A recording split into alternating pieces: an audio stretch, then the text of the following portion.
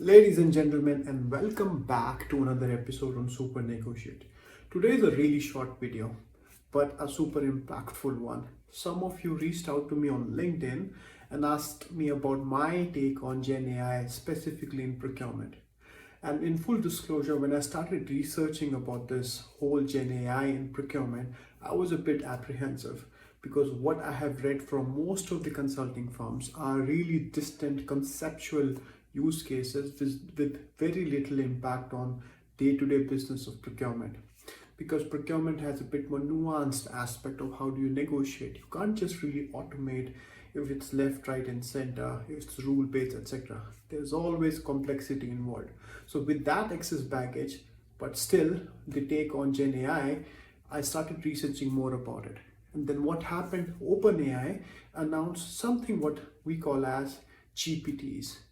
And that what got me curious. So in fact, instead of speaking about it, I made one for you so that I can show you how the whole thing works. And the results, at least for me, are fascinating because it unlocks a bit of nuance that can be automated in negotiation. So let's start and let's explore how we can see a use case of GenAI in procurement. So I made one bot called Supernegotiate. You can see it on your screen. I'll show it here. So the bot is called Supernegotiate, and what it does is it tells you how to buy certain things. It also gives you a template to negotiate. So here I input a query I called I need to buy Alienware laptops. Now the way I trained this bot using internal and external data, it gives you a certain template. Now I didn't specify anything about location, models, quantities, purpose, anything.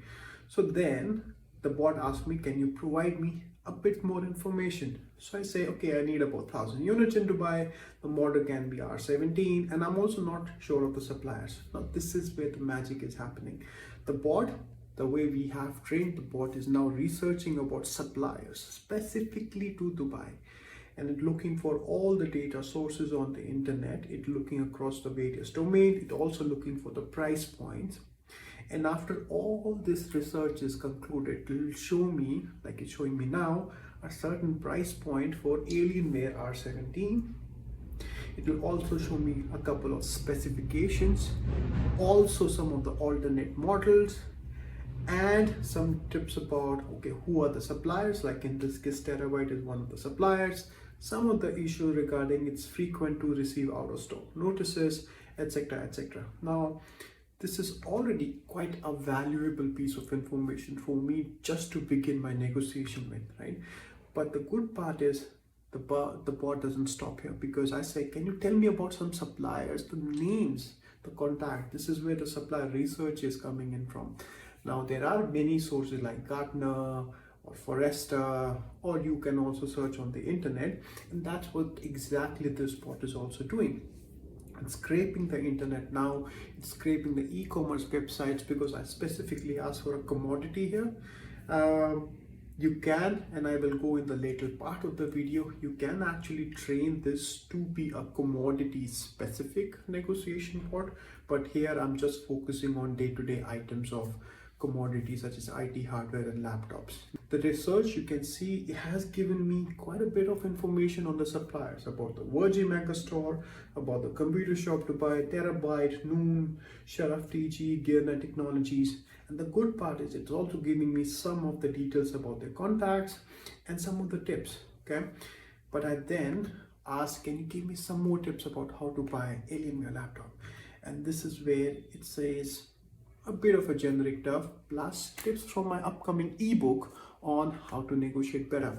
So it talks about volume leverage, it talks about comparing multiple supplier, clarification of specification, warranty terms, lead time, availability, negotiate payment terms, avoid overcommitting. Now these are very generic stuff, right? But what we have also done, I've added to this part the cultural sensitivity about how to negotiate in a particular geography. For example, if you're buying from Dubai, what are the traditional ways of meet and greet before you start the negotiation? So this is what I am compiling in my upcoming negotiation ebook. But for this, I've already trained the bot accordingly. So you have seen the video. While the video is also playing on the bot, what's my take on GenAI?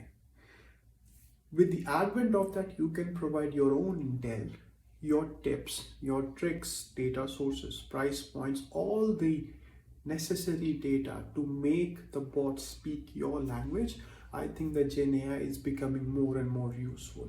All right. I will keep experimenting with this bot. The access to this bot will be with you starting January, whenever OpenAI APIs becomes available for the public. But if you still want to build one, or if you want to just play the one bot that I have built called Supernegotiate, get in touch with me and I'll show you how to build for your specific use case. But for now, GenAI in procurement, at least in terms of negotiation basics, sounds okay to me, but it requires a lot of hard work to make it a bit more relevant. But hey, that's digital procurement in a nutshell. A lot of hard work before you can make it really work. But for now, thank you so much for watching this really short video, but the future of GenAI looks very promising. My name is Gaurav and thank you for tuning in Supernegotiate today. I'll be back with another video really soon. Till then, take care and goodbye.